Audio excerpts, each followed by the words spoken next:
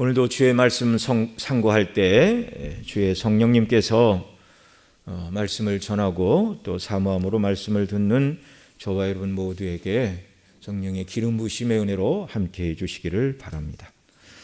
우리 앞 시간에 1절로 12절 말씀을 통해서 출애굽한 이스라엘이 하나님의 인도하심을 따라 불기둥, 구름기둥으로 인도하심을 따라 그들이 이제 애굽에서 출발하였고, 특별히 하나님께서 모세에게 직접적으로 말씀하셨습니다. 이스라엘 자손을 명하여 돌쳐서 바다와 믹돌 사이에 비아히롯 앞 곧 바알스본 맞은편 바닷가에 장막을 치게 하라. 하나님께서 명하신 대로 그들이 그렇게 하였습니다. 정확한 지명을 오늘날 학자들이 여기가 어디인가 찾으려 했지만 정확한 지명을 찾기는 어려웠는데요. 그러나 분명한 건 그들이 광야에 갇힌 바가 되었다는 사실입니다. 앞에는 홍해, 뒤에는 애굽의 군대, 그리고 좌우에는 높은 산들이 있어서 들어온 골짜기로 되돌아 나가지 않으면 갈 곳이 없는 막다른 곳에 갇히게 된 것이죠. 추격자가 없을 때는 안전한 장소가 되겠죠. 그런데 이 소식을 듣고 애굽의 바로 왕이 특별병거 600승과 모든 병거를 다 징발하여 장관들로 이렇게 군대의 사령관을 삼아 그 뒤를 추격하는 이런 일이 있었습니다. 정말 사면이 우겨쌈을 당하였고 꼼짝할 수 없는 형국이었습니다. 그래서 사람의 생각으로는 애굽의 군대가 이제 그곳에 이스라엘 본진에 도착하게 되면 무참한 살육이 일어나 죽든지, 아니면 몇 사람 남겨둔 사람들은 포로로 끌려가든지 선택의 여지가 전혀 없는 이런 상황을 맞이하게 된 것처럼 보이는 것입니다. 이때 이스라엘 백성들이 무슨 일을 해야 했습니까? 지금껏 은혜로 보호하여 주시고 인도하신 하나님께서 이번에도 반드시 우리를 구원해 주실 것이다, 이런 믿음을 가지고 기도해야 되는데 그러하지 못했습니다. 너무나 상황이 그들 보기에 감당할 수 없는 상황, 정말 온전히 하나님을 바라보지 못하다, 이런 상황에서는 하나님도 어쩔 수 없겠다, 이런 낙담이 그들에게 들어왔습니다. 그래서 우리를 버려두라, 우리가 애굽 사람을 섬길 것이 아니냐 하더뇨. 애굽 사람을 섬기는 것이 이 광야에서 죽는 것보다 낫겠노라. 애굽에 매장지가 없어서 우리를 이 광야에서 죽게 하느냐. 모세를 향하여 원망과 불평을 쏟아놓았는데 모세에게만 하는 말이 아니라 하나님께 하는 불평의 말이었습니다. 이렇게 믿음이 없어서 원망하고 불평하는 이스라엘 백성들을 향하여 하나님의 사람 모세는 무엇이라 말하고 있습니까? 그것이 오늘 우리가 읽은 13절 이하의 말씀인데요. 우리 13절 14절 말씀 같이 한번 읽겠습니다. 시작. 모세가 백성에게 이르되 너희는 두려워 말고 가만히 서서 여호와께서 오늘날 너희를 위하여 행하시는 구원을 보라. 너희가 오늘 본 애굽 사람을 또 다시는 영원히 보지 못하리라. 여호와께서 너희를 위하여 싸우시리니 너희는 가만히 있을지니라. 아멘. 여기서 모세는 크게 두 가지를 말합니다. 첫째는 두려워하는 그들을 향하여 두려워 말라. 그리고 두 번째는 여호와께서 너희를 위하여 행하시는 구원을 보라. 하나님이 직접 나가 싸우사 너희가 오늘 보고 있는 애굽의 군대를 영원히 보지 못하도록 하나님께서 이 문제를 해결해 주실 것이다. 정말 두려워 말라, 이게 가장 필요한 말이었습니다. 왜냐하면 그들은 눈에 벌어진 상황만 바라봤어요. 그것으로 인도하신 하나님을 생각하지 않고 상황만 바라보니까 두려움에 어쩔 줄을 모르고 있는 것입니다. 여러분, 이 두려움과 불평도 전염이 되는데요, 한두 사람이 이곳저곳에서 불평하고 울고 낭망하고 죽게 되었다, 이런 얘기를 하게 될 때 그런 생각을 하지 않던 사람들도, 믿음으로 생각하려는 사람들도 이것이 아닌가 이런 생각이 되고, 이 부정적인 생각, 원망의 말들은 금방 공동체를 물들게 하는 것입니다. 괜히 모세 말을 듣고 애굽에서 나와 여기서 다 죽게 생겼다, 우리가 왜 이렇게 어리석은 선택을 하였던고. 당시 이스라엘의 상황을 어떤 분은 말하기를 향방 없는 흔들림이라는 말로 표현을 했는데, 여러분 보통 사람들이 흔들릴 때는 이 길이든 저 길이든 좌든 우든 선택의 길이 있을 때 사람들이 흔들리는 것입니다. 이런 선택 저런 선택의 여지가 있을 때 이걸 택할까 저걸 택할까, 이래서 사람들이 마음이 흔들리게 되는데요. 그런데 당시 이스라엘은 갈 곳이 없음에도 마음이 흔들리고 있습니다. 홍해에 다리를 놓아 건널 수도 없습니다.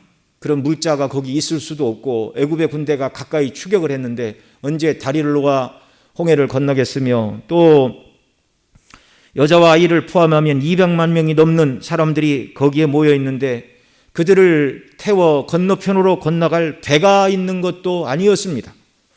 가지고 있는 무기도 없는데 애굽의 특별 병거와 다른 병거들로 무장한 애굽의 군사와 싸워 이길 가능성은 1%도 없었습니다. 좌우의 높은 산을 없애고 도망갈 길도 없었습니다. 여자와 어린아이를 데리고 광야가 막힌 산이 없다 할지라도 병거로 추격하는 사람들을 피하여 얼마나 도망을 갈 수 있을까요? 정말 향방 없는 흔들림, 갈 곳은 없는데 어찌할 줄 모르는 정말 이런 곤란한 지경을 만났습니다. 여러분, 예수님 믿는 성도들이 이 땅을 살아가다 보면 오늘 이스라엘 백성들이 홍해 앞에서 만난 그 두려움의 상황과 같은 처지와 형편을 저와 여러분도 때때로 만날 수 있다는 사실을 우리가 기억을 해야 됩니다. 복음서에 보면 이스라엘이 홍해에서 맞이한 위기와 같은 곤란한 상황을 제자들이 당한 적이 있습니다. 바로 마가복음 4장 35절로 41절에 기록된 말씀인데요. 예수님께서 제자들에게 우리가 배를 타고 건너편으로 가자 이렇게 말씀하셨어요. 그러자 제자들이 예수를 배에 계신 그대로 모시고 가매 다른 배들도 함께 갈새 큰 광풍이 일어나며 물결이 배에 부딪혀 들어와 배에 가득하게 되었더라, 이렇게 말합니다. 제자들은 배에 들어온 물을 폈겠지요. 갈릴리 바다에서 물고기를 잡던 어부들 아니었습니까? 나름대로의 노하우를 가지고 광풍이 불어 배 안으로 밀려드는 물을 푸고 배가 가라앉지 않게 하여 온갖 노력을 다해봤지만 아무런 소용이 없었습니다. 그때 주님은 고물에서 베개를 베고 주무시고 계셨는데 제자들이 어찌할 수 없는 한계 상황을 직면하자 주무시는 예수님을 깨우면서 이렇게 말하였습니다. 선생님, 우리가 죽게 된 것을 돌아보지 아니하시나이까? 일어나십시오. 여러분, 예수님이 건너편으로 가자고 하셨습니다. 주님이 가자고 하셔서 가는 길이었고 주님의 말씀대로 순종했는데 배가 갈릴리 호수에서 침몰하기 직전입니다. 더 문제가 되는 것은 건너편으로 가자고 말씀하신 주님이 지금 그 배에 계심에도 불구하고 배가 가라앉을 처지에 직면했다는 사실입니다. 제자들 입장에서는 예수님을 믿는 믿음이 지금 최고의 위기의 순간에 다다른 것이죠. 제자들이 당하는 고난은 그들의 죄로 인한 고난이 아니었습니다. 불순종으로 인한 고난도 아니었습니다. 예수님 말씀대로 하였는데 물에 빠져 배가 침몰할 위기를 맞이했다는 것입니다. 예수님이 그 배에 계심에도 불구하고 말입니다. 제자들은 지금까지는 예수님을 따르는 길에서 주님이 병든 자를 고치시고 귀신 들린 자를 온전케 하시고 이런 일들을 행하실 때 정말 물고기나 잡던 내가 예수님 따르기를 너무너무 잘했다, 그렇게 생각을 했겠죠. 하나님 나라를 건설하신다는 이 말씀을 들을 때 주님과 함께 나도 정말 의미 있고 복된 일을 감당할 수 있겠구나. 그런데 풍랑이는 갈릴리 호수 위에서 그들은 믿음이 정말 밑바닥까지 떨어지는 경험을 한 것입니다. 생각지도 못한 어려움을 직면하였고 곤란을 겪고 있습니다. 그러면 주님은 이런 일이 있을 줄 모르시고 건너편으로 가자고 하신 것일까요? 주님이 모르시는 일은 있을 수가 없습니다. 의도하지 않으시고 이런 일이 발생하는 것은 생각할 수도 없는 일이죠. 하나님의 아들이신 예수님은 이 모든 것을 다 알고 계셨습니다. 건너편으로 가자고 하실 때 폭풍이 불어올 것도 아셨고 물이 배에 들어와 제자들이 고생할 것도 다 아셨습니다. 그런데 왜 제자들을 명하여 건너편으로 가자고 하신 것이죠? 그것은 제자들의 믿음이 얼마만큼인지 그들로 하여금 알게 해 주시기 위하여, 그런 어려움에도 불구하고 온전히 주님을 신뢰할 때 절대로 폭풍이 그들을 멸망시킬 수 없고 주님이 함께 하시는 한 그들이 보전함을 받는다는 이 분명한 사실을 가르쳐 주시려고 믿음의 연단을 위해서 주님께서 그 어려움을 허락해 주셨다는 사실입니다. 여러분, 정말 우리가 믿음이 있다 이렇게 말을 한다 할지라도 위기가 닥치지 않으면 정말 믿음이 있는지 잘 구분이 되지 않는 것입니다. 위기의 때를 닥쳐봐야 정말 믿음으로 결단하고 하나님의 뜻대로 순종하며 사는지 세상과 타협하며 믿음이 없는 사람인지를 드러내게 된다는 말이죠. 잠에서 깨신 주님이 뭐라고 하셨습니까? 마가복음 4장 39절로 40절 같이 읽습니다. 시작. 예수께서 깨어 바람을 꾸짖으시며 바다더러 이르시되 잠잠하라 고요하라 하시니 바람이 그치고 아주 잔잔하여 지더라. 이에 제자들에게 이르시되 어찌하여 이렇게 무서워하느냐? 너희가 어찌 믿음이 없느냐 하시니. 아멘. 바람과 바다를 꾸짖으시고 잔잔케 하신 다음에 이것은 예수님이 창조의 주님이라는 것을 보여주시는 사건입니다. 이 뒤에 보면 제자들이 이분이 누구인기에 바람과 바다도 예수님의 말씀을 듣는가? 누구십니까? 창조의 주님이시죠. 창조의 주님이 타고 계신 배를 피조물이 어떻게 침몰을 시킬 수 있습니까? 그런 일은 불가능합니다. 주님이 제자들에게 말씀하시죠. 어찌하여 이렇게 무서워하느냐? 다른 말로 바꾸면 어찌하여 이렇게 두려워하느냐? 갈릴리 호수 폭풍 치는 그 호수 위에서 두려워한 예수님의 제자들, 오늘 우리가 읽은 홍해 앞에서 두려워하는 이스라엘 백성들 모두 하나님은 생각하지 않고 주님은 생각하지 않고 상황과 형편만 보고 두려워하고 무서워하고 있습니다. 여러분, 주님이 계신 그 배, 설령 물이 들어와 점점 가라앉는다 할지라도, 주님이 몸이 물에 젖어서 깨어나신다 할지라도 그대로 그 배가 바닷속에 가라앉겠습니까? 주님이 다 건져주시죠. 전능하신 능력으로. 여러분, 홍해 앞에 이스라엘, 예수님을 모시고 가던 뱃속에서 제자들이 풍랑을 인하여 겪었던 크나큰 죽을지도 모르겠다는 위기. 여러분, 이 위기가 저와 여러분이 앞으로 남은 생애를 살아가는 동안 주님을 섬기고 하나님의 뜻대로 순종했는데 정말 이런 어려움이 올 줄은 몰랐네.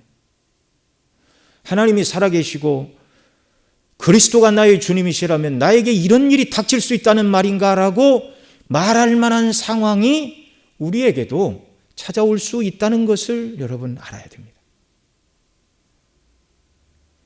그런 때에 어떻게 해야 될까요?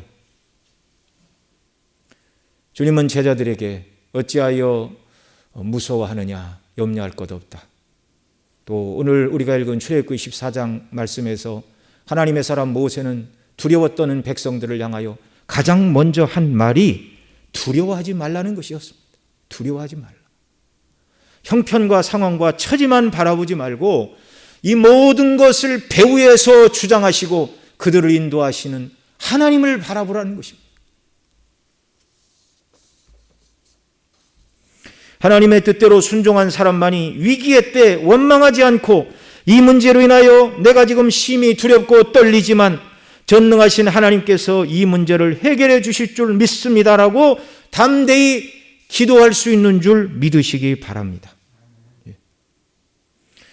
여러분, 사람은 다 똑같아요. 목회자도 마찬가지예요. 두려울 만한 상황이 오면 마음에 염려가 되는 것은 누구나 인지상정입니다. 그러나 그때 그 두려움을 말로 표현하여 이제는 끝났다, 소망이 없다 이렇게 말하는 것과 그 현실에도 불구하고 하나님을 의지하여 믿음으로 기도하고 믿음으로 결단하고 하나님의 도우심을 소망하는 것과는 너무나 다르다는 것을 우리는 알아야 됩니다. 우리가 예수님 믿고 오늘 여기까지 온 것도 하나님의 선택과 은혜이지만 또한 우리가 행한 일 중에 가장 잘한 일이 바로 예수님 믿고 믿음을 따라 여기까지 나온 것임을 여러분 확신하시기 바랍니다. 예수님 믿은 게 가장 귀하고 잘한 일이에요. 우리 삶에 어려움이 없다면 우리가 선택을 잘해서 어려움을 당한 것이 아니라고 생각하지 말아야 됩니다. 이 땅의 삶은 우리가 선택을 잘해서 이런 어려움도 피하고 저런 어려움도 피하여 여기까지 이르렀고 내가 이런 복을 누린다, 그렇게 생각하지 말아야 되고요.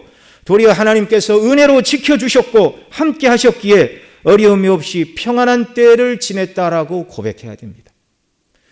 여러분, 이 사실을 창세기 13장 아브라함과 롯의 아름다운 이별 기사를 통하여 우리가 확인할 수 있는데요. 삼촌인 아브라함이 조카 롯에게 말했죠. 우리가 가진 양떼와 소떼, 가축이 많고 목자들도 너무 많아 풀을 뜯길 초지도 부족하고 먹일 물도 부족하여 서로가 다투고 큰 소리가 나니 이제는 헤어질 때가 됐다. 나를 떠나라. 내가 좌하면 내가 우하고 내가 우하면 나는 좌하리라. 롯은 아브라함의 말을 듣고 눈을 들어 요단들을 바라보았습니다. 그 성경에 보면 여호와께서 소돔과 고모라를 멸하시기 전이라 요단 들판이 소할 땅까지 여호와의 동산 같고, 에덴 동산 같다 그 말이죠. 애굽 땅 같았더라. 물이 넘쳐 흐르는 풀이 잘 자라는 애굽 땅과 같았더라. 롯이 볼 때 최고의 땅으로 보였던 여호와의 동산 같고 애굽 땅과 같아 보였던 요단들을 택하고 소돔에 거하였지만 여러분, 결국 어떻게 되었습니까? 그 땅은 유황불로 망하고 말았습니다. 롯은 최고의 선택을 했다고 생각을 했지만 결국은 가장 고통스러운 삶의 자리로 들어가고 만 것입니다.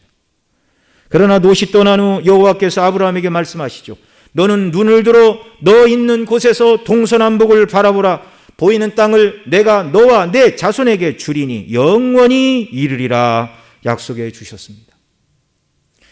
여러분, 우리가 인생의 여러 갈림길에서 내가 선택을 잘해서 좋은 회사, 좋은 학교, 열심히 노력해서 선택을 잘하여 평생 내 인생이 평안하고 염려와 근심 걱정이 없이 잘 살았다, 이렇게 말해서는 안 되는 것입니다. 아브라함처럼 하나님께 순종함으로 하나님께서 함께 하셔서 어디로 가든지 형통케 하시는 삶을 살아가는 사람, 이 사람이 바로 성도인 줄 믿으시기 바랍니다. 롯은 대단한 선택을 한 것 같지만 그렇지 못했어요. 그러나 하나님의 사람, 믿음의 사람은 어디로 가든지 형통케 하시는 복과 은혜를 주신다는 것, 하나님의 뜻대로 순종하며 나아갈 때 당장에는 어려워 보이고 힘들어 보이고 고통스러워 보이는 그런 어려움도 있을 수도 있지만 궁극적으로 하나님께서 이 믿음의 사람, 그리스도 예수 안에서 믿음을 따라 살아가는 사람을 복되게 하시는 줄 믿으시기 바랍니다. 때로는 하나님의 뜻대로 순종하며 살아가는 사람이 사람의 눈으로 보이기에는 형통하지 못한 것처럼 보일 수도 있어요. 병고로 고생할 수도 있고 일찍 세상을 떠날 수도 있습니다. 남들만큼 물질의 풍요를 누리지 못할 수도 있습니다. 그렇다고 하나님께서 그 사람을 버리셨다고 말해서는 안 됩니다. 하나님 나라에 들어가 보면 이 세상을 떠나 천국에 일찍 들어간 것이 얼마나 더 영광스럽고 귀하고 복된 일인가를 알게 될 줄로 믿습니다. 하나님께서 주시는 복은 세상 사람들이 생각한 것처럼 물질로 계산하여 계량화하고 수치를 만들어서 말할 수 없다는 것을 알아야 됩니다. 성도가 주의 뜻대로 순종하였으나 이 땅에서 많은 고난과 어려움을 당할 수도 있습니다.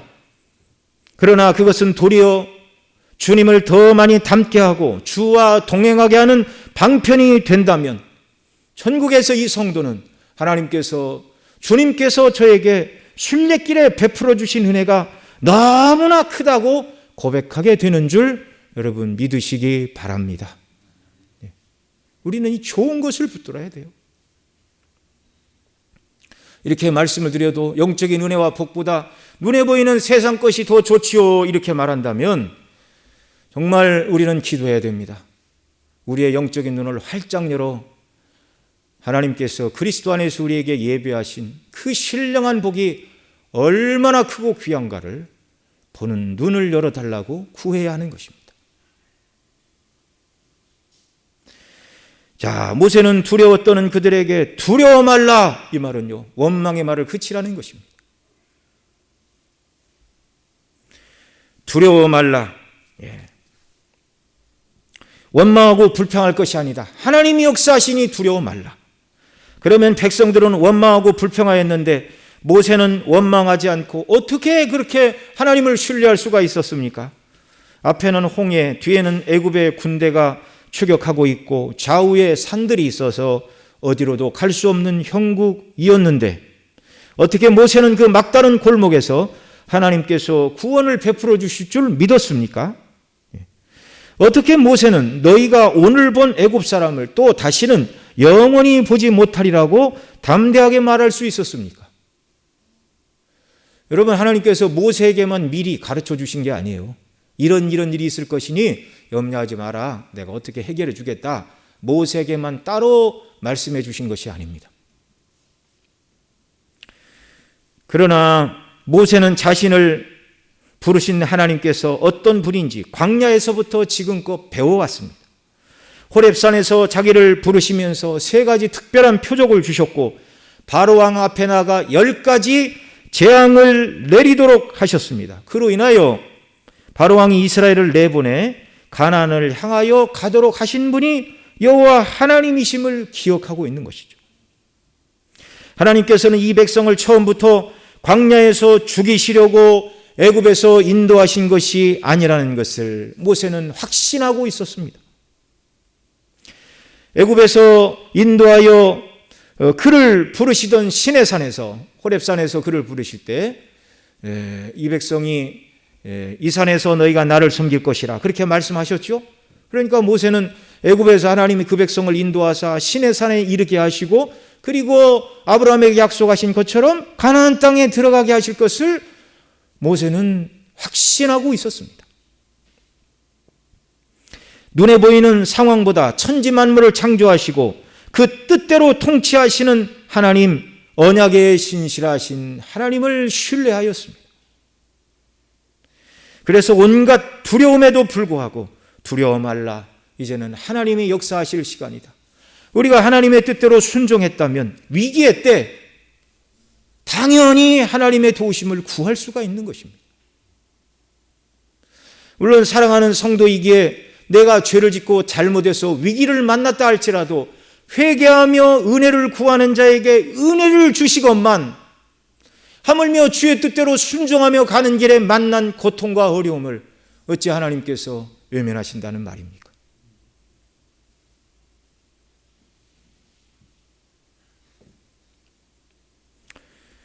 여러분, 우리도 주의 뜻대로 순종했는데 어려움이 올 수 있다는 걸 거듭 말씀을 드리는데요, 그러한 때 두려워하지 마시고 나를 죄에서 구원하시기 위하여 아들을 십자가에 내어주신 하나님의 사랑을 기억하시기 바랍니다.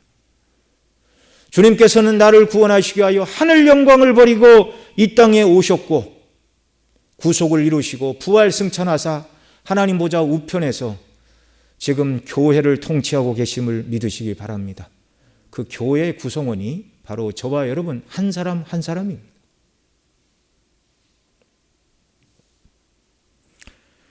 여러분, 성경에 보면 두려워하지 말라는 말씀은 홍해 앞에 이스라엘, 그 다음에 풍랑이는 바닷가에 바다 위에서 두려워 떨던 제자들에게 예수님이 하신 말씀일 뿐만 아니라 순종하는 믿음으로 살아갔던 하나님의 사람들에게 한결같이 주신 말씀입니다. 창세기 15장 1절에 보면 하나님께서는 아브라함에게 이렇게 말씀해 주셨습니다. 이후에 여호와의 말씀이 이상 중에 아브라함에게 임하여 가라사대 아브라함아 두려워 말라, 나는 너의 방패요 너의 지극히 큰 상급이니라. 여러분, 창세기 14장에 보면 소돔 왕을 비롯한 5왕이 엘람 왕 그둘라 오멜을 배반하여 그둘라 오멜과 함께한 연합 4왕, 왕은 4명이었지만 소돔 왕을 비롯한 5왕이 꼼짝을 할 수가 없었어요. 전쟁이 일어났는데 이 그돌라오멜을 포함한 4명의 왕들이 소돔에 침략을 해서 소돔을 싹 쓸어갔는데 소돔에 거하던 롯도 잡혀가지 않았습니까? 그래서 아브라함이 집에서 길리온 병사 318명을 데리고 밤에 급습하여 그돌라오멜의 연합군을 쳐 부수고 롯을 데리고 왔습니다. 침략 당하여서 빼앗긴 모든 것, 자기 조카를 구하는 정당한 싸움이었죠. 그런데 아브라함은 때가 되면 이 그돌라오멜이 힘을 기르고 자기를 치러 올 것을 알고 있었습니다. 그래서 두려워하고 있었죠. 그때 여호와께서 아브라함에게 나타나셔서 하신 말씀이 아브라함아 두려워 말라 나는 너의 방패요 너의 지극히 큰 상급이니라. 믿음으로 순종하는 아브라함을 어떤 위험과 공격에서도 막아주시는 하나님께서, 전능하신 하나님께서 나는 너의 방패다. 나는 너의 방패다. 젊은 사람들이 누가 다른 사람이 막 공격을 받으면 보호해준다, 그 말을 쉴드 쳐준다, 그런 말을 쓰는데요. 정말 든든한 방패. 하나님이 전능하신 우리의 방패 되심을 믿으시기 바랍니다. 너의 지극히 큰 상급이니라.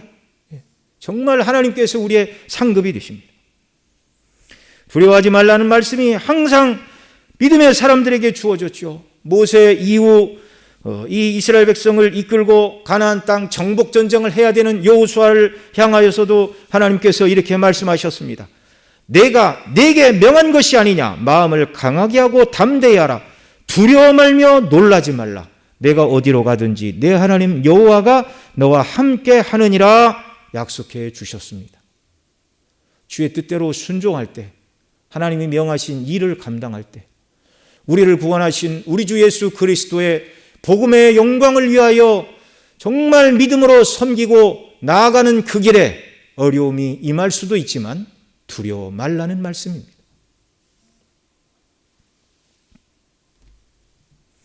자, 그리고 모세는 여호와께서 너희를 위하여 행하시는 구원을 보라 그렇게 말했죠. 두려워하지 말고 하나님께서 구원하시는 구원을 보라.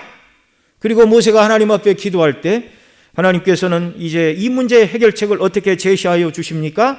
오늘 본문 출애굽기 14장 15절 16절 말씀 같이 읽겠습니다. 시작. 여호와께서 모세에게 이르시되 너는 어찌하여 내게 부르짖느뇨? 이스라엘 자손을 명하여 앞으로 나아가게 하고 지팡이를 들고 손을 바다 위로 내밀어 그것으로 갈라지게 하라. 이스라엘 자손이 바닷 가운데 육지로 행하리라. 아멘. 하나님께서는 그들 앞에 있는 홍해를 가르시고 건너가게 하시겠다. 이렇게 말씀하고 계십니다. 여러분, 우리는 주일학교 때부터 이 말씀을 늘 배우고 읽고 이렇게 했으니까 이게 그렇게 놀랄 만한처럼 들리지 않는데요. 누가 성경을 이 본문을 처음 읽었다고 한번 생각을 해 보십시오. 야, 이게 도대체 무슨 말인가? 이게 무슨 말인가? 어떻게 바다를 가르고 그 백성들을 건너가게 하시겠다는 말인가? 이게 둘 중에 하나입니다. 전능하신 창조의 하나님으로서 진실이든지 아니면 성경은 거짓말이든지.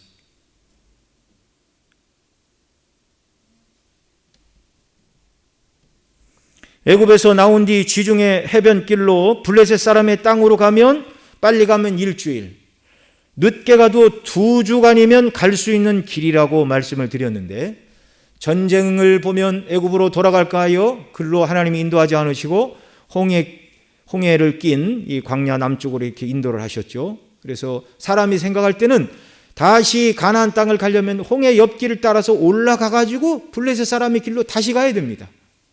이건 사람의 생각인데 하나님께서는 그 백성들을 홍해길로 이렇게 애굽 땅으로 인도하신 이유는 다시 올라가는 게 아니라 홍해를 건너서, 참 하나님의 생각은 측량할 수가 없습니다. 바다에 길을 낸다는 것은 사람으로서는 상상할 수 없는 방식입니다. 성경에서 바다는요, 사단의 영역, 두려움의 대상입니다. 요한계시록 13장에 보면 바다에서 하나님을 대적하는 짐승이 나오는데 바다 모래 위에 섰던 용이 그에게 그 짐승에게 권세를 주어 교회를 핍박하게 하는 내용이 기록되어 있습니다. 이 바다는 하나님을 대적하는 공중권세 잡은 사단이 주관하는 세상을 의미합니다. 요한계시록 21장에 보면 또 내가 새하늘과 새 땅을 보니 처음 하늘과 처음 땅이 없어졌고 바다도 다시 있지 않더라 이렇게 말합니다. 천국에서는 사단의 통치 영역으로 상징되는 혼돈의 파도가 몰아치는 바다가 없다는 말입니다. 그 대신 요한계시록 4장 6절에 보면 또 이렇게 말씀합니다. 하늘의 하나님의 보좌 앞에는 수정과 같은 유리바다가 있고 이렇게 말씀하는데요. 수정과 같은 유리바다는 혼돈과 악의 세력을 하나님께서 잠잠하게 하신 파도와 물결이 제압된 바다입니다. 그래서 이사야 51장 9절로 10절에서는 이렇게 말하는데요. 이 말씀 같이 읽습니다. 시작. 여호와의 팔이여 깨소서 깨소서 능력을 베푸소서 옛날 옛시대에 깨신 것 같이 하소서 라합을 점이시고 용을 찌르시니가 어찌 주가 아니시며 바다를 넓고 깊은 물을 말리시고 바다 깊은 곳에 길을 내어 구속 얻은 자들로 건너가게 하시니가 어찌 주가 아니시나이까. 이 말씀은 이사야 선지자가 제2의 출애굽 곧 바벨론 포로된 백성들을 하나님께서 회복시켜 주신다고 말씀하실 때 부른 노래인데요. 여기 9절로 10절은 홍해를 건너던 사건을 지금 이사야 선지자가 노래를 하고 있습니다. 바다를 넓고 깊은 물을 말리시고 바다 깊은 곳에 길을 내어 구속 얻은 자로 건너가게 하신 하나님이라고 말하면서 9절에서는 뭐라고 그러죠? 깨소서 깨소서 옛시대에 깨신 것 같이 라합을 점이시고 용을 찌르시니가 어찌 주가 아니십니까? 이 라합과 용은 그 바닷속에 사는 괴물들이라고 유대인들은 생각을 했습니다. 바다는 세상이고 그 바다 속에 바다를 주관하는 라합과 용은 사단의 상징인데 하나님께서 이 모든 악한 세력을 다 점이시고 바다에 길을 여시고 그 백성을 건너가게 하셨다는 사실입니다.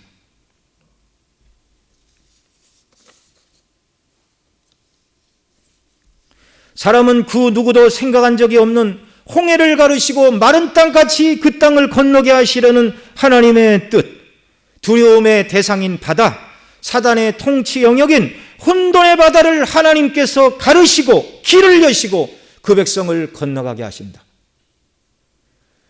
여러분, 만약 이스라엘 백성들에게 물어봤다면 하나님이 능력을 베푸사 애굽의 군대로 그냥 돌아가게 할까요? 또 다른 피할 길을 줄까요? 뭐 홍해를 하나님께서 건너가게 하실까요? 그 가정을 해서 물어본다면 아무도 하나님께서 바다에 길을 열어 우리를 건너가게 해 주시기를 바랍니다. 그런 생각은 아무도 하지 못하였을 것입니다.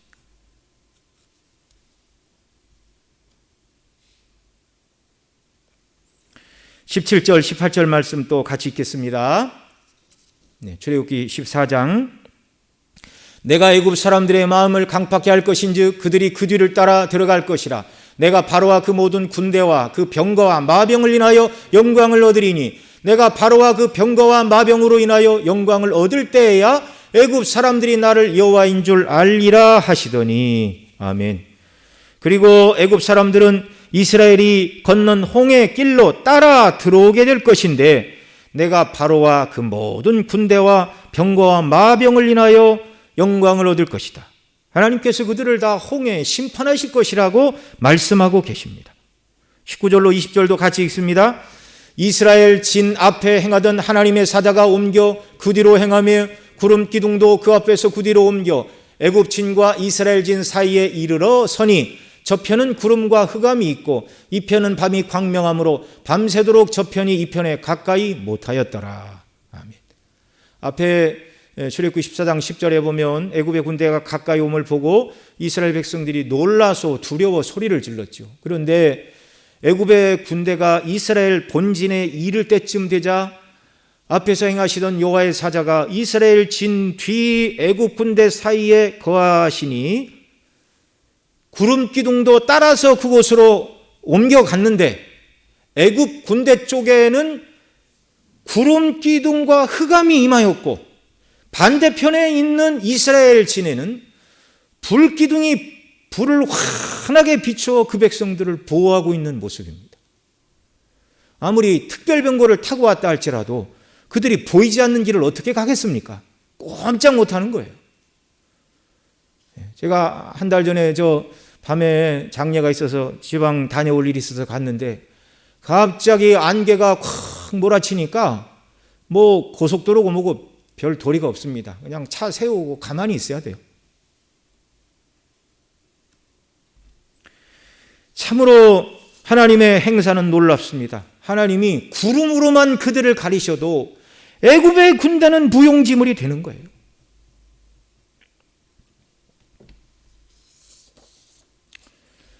(21절) (22절) 또 읽습니다.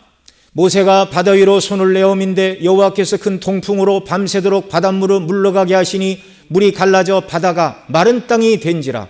이스라엘 자손이 바닷 가운데 육지로 행하고 물은 그들의 좌우의 벽이 되니. 아멘. 하나님께서 모세에게 말씀하셨어요. 지팡이를 들고 내 손을 홍해로 내어밀라. 말씀대로 순종할 때, 하나님 말씀대로 순종할 때 하나님이 동풍을 통하여 바다의 길을 여셨습니다. 그리고 하나님 얼마나 세밀하신 분이냐면, 물이 갈라져 바다가 마른 땅이 된지라. 그 뜨거운 동풍의 바람으로 바닥을 싹 말려주셨어요. 그래서 이스라엘 백성들은 발이 그 갯벌의 모래에 빠지지 않고 마른 땅처럼 건너가게 되었습니다. 그런데 이것이 한편으로 애굽 사람들에게는 미혹거리가 되었습니다. 왜냐하면 그들이 볼 때 바다는 갈라졌는데 질퍽질퍽하고 갯벌인지 아닌지 우리가 알 수 없지만 물이 있어서 질퍽질퍽하여 병거 바퀴가 푹푹 빠져들어간다면 애굽의 군대가 이스라엘을 따라 홍해 나인 길로 들어갈 생각을 할 수가 있었겠습니까? 없었겠습니까? 없었죠. 불가능한 일이죠. 그 백성들을 위해서는 마른 땅을 걷게 하신 것이고, 그 백성을 괴롭게 하는 원수들에 대해서는 미혹거리가 되게 하신 것입니다. 그런데 22절 보면 이스라엘 자손이 바다 가운데 육지로 행하고 물은 그들의 좌우의 벽이 되니, 이렇게 말씀하고 있습니다. 여러분 우리나라도 진도 앞바다 어디가 가면 1년에 한 차례씩 이렇게 밀물과 썰물에 의해서 이렇게 길이 열리는 그런 현상을 보죠. 그래서 한국판 모세의 기적이다 그런 말도 하는데, 그거와는 다른 것입니다. 여기 지금 말씀하고 있죠. 벽이 이스라엘이 홍해로 난 길로 걸어가게 될 때 좌우에 물벽이 이렇게 서 있었더라, 이렇게 말하고 있습니다. 물론 200만 명이 걸어가야 되니 그 밤에 건넜죠. 저녁이 시작돼서 새벽에 물이 합쳐졌다 성경이 말하니까 밤새 건너야 되니 넓은 길이었지만, 여러분 정말 이건 믿음이 아니면 건널 수 없는 길이었어요. 그래서 히브리서 11장 29절에 이렇게 말합니다. 믿음으로 저희가 홍해를 육지같이 건넜으나 애굽 사람들은 이것을 시험하다가 빠져 죽었으며. 여러분, 이스라엘 백성들이 바다로 난 그 길을 걸어가는 것은 정말 믿음이 필요한 일이었습니다. 하나님을 신뢰하지 않는다면 좌우에 벽으로 서 있는 이불이 언제 합쳐질 것인가? 두려웠겠어요? 안 두려웠겠어요? 두렵죠. 만약에 하나님께서 능력의 팔을 거두시면 이 물이 이렇게 흐르면 그냥 다 끝장입니다. 홍해바다 좌우로 난 길에 물이 벽을 이루고 서 있는 두려운 형국이었지만 그들은 믿음으로 그 바다를 건넜습니다. 지금껏 우리를 인도하신 하나님께서 애굽의 군대가 가까이 못하도록 구름 기둥으로 막아주시고, 말씀대로 순종할 때 동풍으로 바다의 길을 여시고 건너게 하시는 하나님의 은혜의 역사. 원망함에 불평하던 그들이 갈라지는 홍해를 보면서 아마 정신이 혼미했을 것입니다. 하나님은 도대체 누구신가? 애굽 사람들도 이것을 시험하다가 이스라엘이 건너니 우리라고 왜 못 건너겠는가? 따라 들어갔다가 이제 하나님께서 그들의 병거 바퀴를 벗기시자 말이 달릴 수가 없으니 갇혔지요. 맨 앞에 선두에 서 있고 꽁무니에 서 있는 병거 바퀴 몇 개만 하나님이 벗겨내시면 가운데는 꼼짝을 못하는 것입니다. 그래 그들은 이스라엘 앞에서 우리가 도망하자 여호와가 그들을 위하여 싸워 애굽 사람들을 치는도다 말하고 도망하려 하였지만 하나님께서 모세에게 손을 바다 위에 다시 내어밀라 하시자 물이 합하여졌고 그들은 그 물에서 한 사람도 걸어 나올 수가 없었습니다. 어떤 사람들은 하나님께서 애굽의 군대를 홍해에서 멸망시키는 것은 너무하신 처사라고 말하는 사람들도 있는데요. 그러나 이스라엘을 죽이려고 그리고 나머지는 포로로 끌고 가려고 병거를 이끌고 나온 것은 애굽 왕 바로의 선택이었습니다. 앞서 말씀드린 것처럼 믿음으로 저희가 홍해를 육지같이 건넜으나 애굽 사람들은 이것을 시험하다가 빠져 죽었다라고 히브리서 기자가 말하고 있는 것처럼 홍해 바다에 그들은 건너도록 허락을 받지 못한 자들임에도 불구하고 하나님을 시험하다가 홍해 바다 길로 들어온 자들도 그들입니다. 하나님께서 권능으로 지금껏 바다가 갈라져 양쪽 좌우에 벽이 되는 것을 들어본 적도 없고 본 적도 없고 들어본 적도 없고 지금도 마찬가지죠. 모세 이후에 그런 이적의 역사는 하나님께서 다시는 보여주시지 않으셨습니다. 그쯤 되면 이거 하나님께서 이스라엘 백성을 구원하시려고 하시는 것이구나 이렇게 생각하고 거기서 딱 멈춰야 되는데 죄인들은요, 죄에 빠지면 브레이크가 없습니다. 멸망길로 곧장 달려가는 거예요. 여러분, 이것은 무엇입니까? 그리스도께서 다시 오시는 날 모든 죄인들이 하나도 빠짐없이 하나님의 심판을 받게 된다는 분명한 사실을 예표적으로 보여주시는 말씀입니다. 이 일로 이스라엘 백성들은 애굽의 군대에 의해서나 홍해 바다에 빠져서 한 사람도 죽거나 다친 사람이 없이 안전하게 그 바다를 건너게 되었습니다. 그리고 오늘 본문 31절에서는 이렇게 말하죠. 같이 읽겠습니다. 시작. 이스라엘이 여호와께서 애굽 사람들에게 베푸신 큰 일을 보았으므로 백성이 여호와를 경외하며 여호와와 그 종 모세를 믿었더라. 아멘. 다 죽었구나라고 말할 수밖에 없는 상황에서 하나님께서 베푸신 큰 구원을 보았습니다. 그래서 백성들이 여호와를 경외하게 되었습니다. 그러니까 이런 큰 구원을 경험했으니 이제 소소한 어려움들은 어떤 문제도 되지 말아야 되는 것이죠. 또 여호와와 그 종 모세를 믿었더라. 결국 이 어려움 가운데 하나님은 그들의 믿음을 한 단계 더 성장시키시기 위하여 시련을 허락하신 것이죠.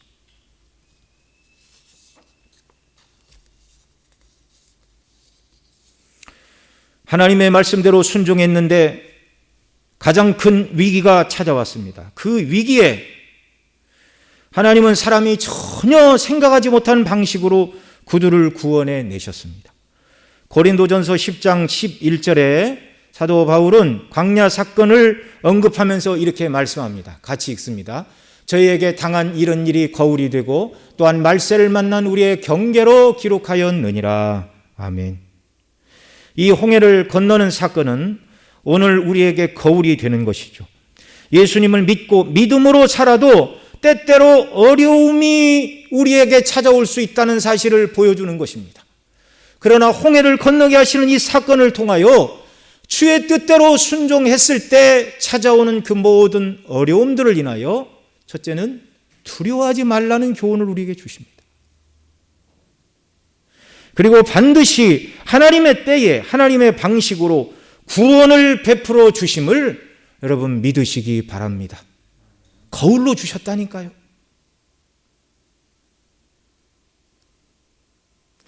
마지막으로 신약의 사도 바울은 이 사건을 고린도전서 10장 1절 2절에서 이 홍해를 건넌 사건을 이스라엘 백성들이 세례를 받은 사건이다, 이렇게 해석을 하고 있습니다. 성령의 감동 가운데 성경을 기록한 사도만이 할 수 있는 말입니다. 성령의 감동 가운데. 네. 자, 우리 함께 같이 읽겠습니다. 고린도전서 10장 1절 2절 제가 읽어드릴게요. 형제들아, 너희가 알지 못하기를 내가 원치 아니하노니 우리 조상들이 다 구름 아래 있고 바다 가운데로 지나며 모세에게 속하여 다 구름과 바다에서 세례를 받고, 구름 아래 있고 바다 가운데 지나며 세례를 받았다. 이것이 세례의 사건이다, 이렇게 말하고 있습니다. 구름으로 이스라엘 진과 애굽 사이를 막아주시고 또 바다 가운데 길을 열어 걷게 하신 하나님의 행사, 오늘 우리가 살펴보고 있는 이 본문 말씀, 이것이 모세에게 속하여 다 구름과 바다에서 세례를 받은 사건이다, 이렇게 말씀하고 있습니다.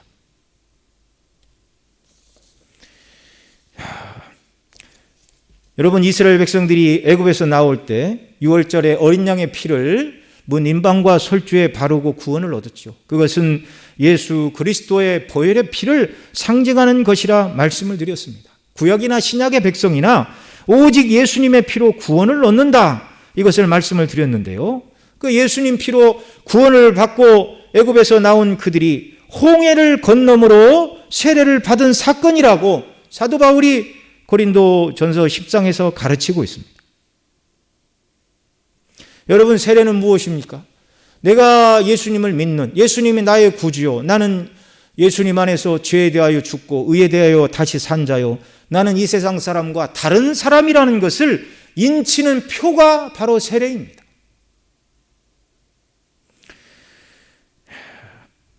바다로 걸어 들어감으로 죄에 대하여 죽은 자요, 건너편으로 걸어 나오는 이 일은 그리스도와 함께 부활한 것을, 우리가 이미 영적으로는 부활했죠, 이것을 예표적으로 보여주는 것이라고 말씀을 드릴 수가 있습니다. 이런 상징이죠. 홍해를 건넌 자, 다른 말로는 세례를 받은 자, 여러분, 이 사람은 다시 애굽으로 돌아갈 수 없습니다. 왜요? 길이 차단이 되었어요. 홍해길을 통해서 세례를 받고 이제 하나님이 명하시는 그런 은혜의 자리로 나아갔는데 그들이 돌아갈 길은 없습니다. 한 번 여셨고 건너가자 그 물길이 이제 다시 그들이 건너온 길을 다 막아버리고 말았습니다. 여러분, 저와 여러분은 예수님 믿고 구원받고 세례받은 사람들입니다. 그들이 홍해를 건너 다시는 되돌아갈 수 없는 사람이라는 것을 여기 보여주고 계시는데, 이제 예수님 믿고 구원받고 세례받은 저와 여러분은요, 예수님 믿기 이전의 생각과 삶의 원리로 되돌아갈 수 없는 사람이라는 것입니다.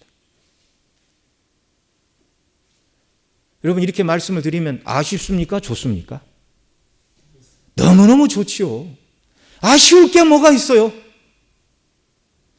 죄와 사망과 저주의 상징인 그 지옥 형벌로부터 우리를 건져주시고 구원하여 주시고 천국 백성 삼아주시고 천국으로 가라 하시고, 이런 은혜를 받았으니 너희는 과거의 삶의 방식과 원리로 돌아가지 말라는 말씀이 너무나 좋고 영광스러운 말씀이죠.